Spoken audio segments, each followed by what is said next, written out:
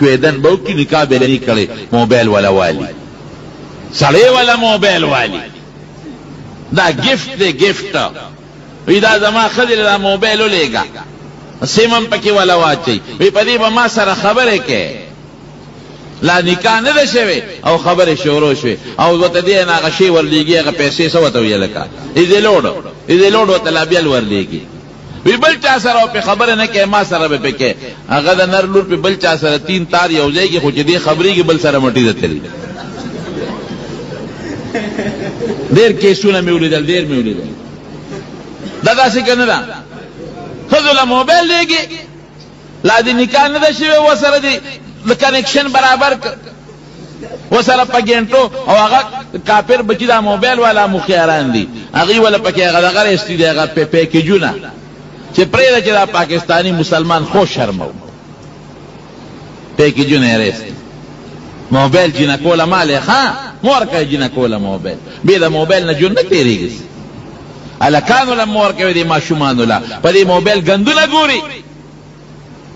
التلال شي 50 روپے ورکی او په موبایل کې وته سلويخ 50 بربند فلمونه ورواچي الکه سوته وي غشيته چې هغه پکې چي او دې ماشوم نه ته بوسو او پتا راځي میموري کارت وته ما نه کله نو میر شي دی ورونه نیری میموري کارت التناستي خمددار ډډه والی تب ہے کہ تسبیح علی وزی پہچانا غشترا اور میں اس کی میموری کارڈ ایک وقت شیئے چولیو لو بے جوڑا کرے جنہیں پکور کے دن پا مسلح ناسترا تب ہے مراقبہ دا میں اس کے بل سر کنیکشن پا موبیل لگو لی دا گندگی دا کافر ارشی گرانی کی پاکستان کی کمپیوٹر اور موبیل ارزانی کی دا سیدھا کنا دا کہ دا خلق نورم گندگی زمارونو منگ دا حضور پاک پا طریقہ چے لار شنو منگ بخوشحال ہے زمونگ حیاء با محفوظ ہے زمونگ جن با محفوظ ہے او کا طریقہ دا پیغمبر نا جدا شوا او بے حیائیم شو روکلا نو دنیام تبا دا وخیرت خودے تبا نبی علیہ السلام مبارک فرمائی وی معراج کے میں یو تنور میولی تنور یو غارو دا تنور پشان سر تنگو او ویخے کولاو او بربند سڑی او خزی میں پکیولی دلی جبریل علیہ السلام نبی تپوسو کو جدا سوک دی وی دا زناکار سڑی او زناکار خزی او دے دا قبر عذاب دی نو سڑی با خزو تا نگوری حیاء بکے او دی و تشیش غشتی اغیم و تا مخکارا کرے و دم و تشیش غشتی توزکی کی اوزل خطر میرا مخکنے خبر مخامخ زنانه وی غزنانه مخکارا کرو زخو دیگا چه میو قتل اوس یو غط یو اگدی گیری والا سڑے دے اڈنڈے دا غسینی ولی دے شیخ الاسلام دا گیری دا نمنا اگدوا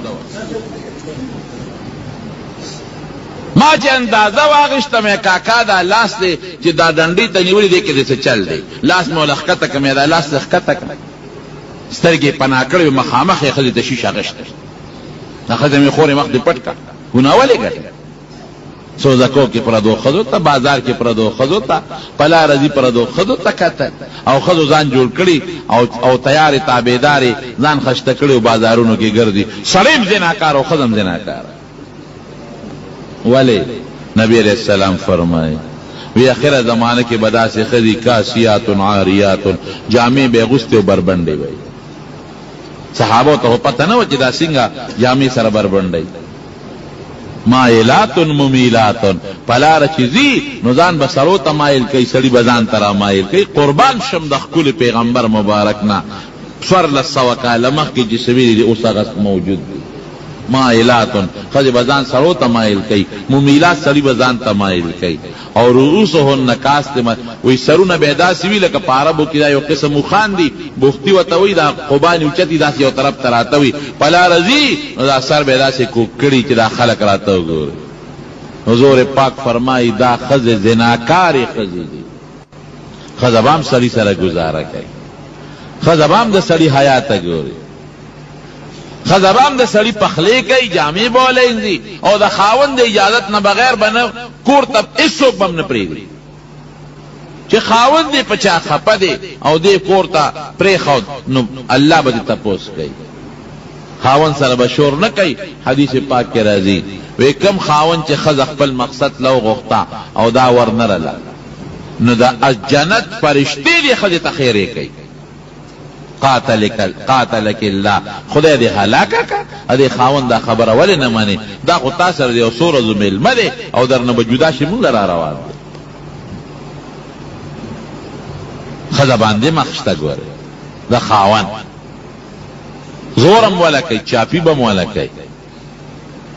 ډوډۍ بم پخی، د میلمه خدمت بم کوي، جامې به ولینځي، کور بم ولا صفا کوي. خاون بم ظلم نه کوي چې د پلار په کورې بندي نه افته کې دن نه کدا یو ځل پلار کرځي نو اجازت دی ولا ورکی. خاون د اجازت نه بغیر به بار نوځي او نه به د بار څوک پرېږدي. پرده به کوي، ستر به کوي، اندامونه به پټ ساتي او د خاون د بچو پوره خدمت به کوي. او د خاون خبره حدیث پاک کې راځي نبی علیہ السلام فرمایي وی چې خاون خدای ته आवाज وکي فوراً دی ورځي. کدا په تنور باندې ولینی ډوډۍ دی پریدي او دې سوځي خو د خاون خبره دی ومني. ډوډۍ کسوځي خو د خاون مالی بربادي او دې وی ډوډۍ ده کوي چې پرې ده ډوډۍ بیا دې مور نفلی روزم بغیر د خاون د اجازت نه نشي نیول. د خاون دی ضرورت شو دې روزه ده نو بیا د دواړو حقونه په یو بل شته.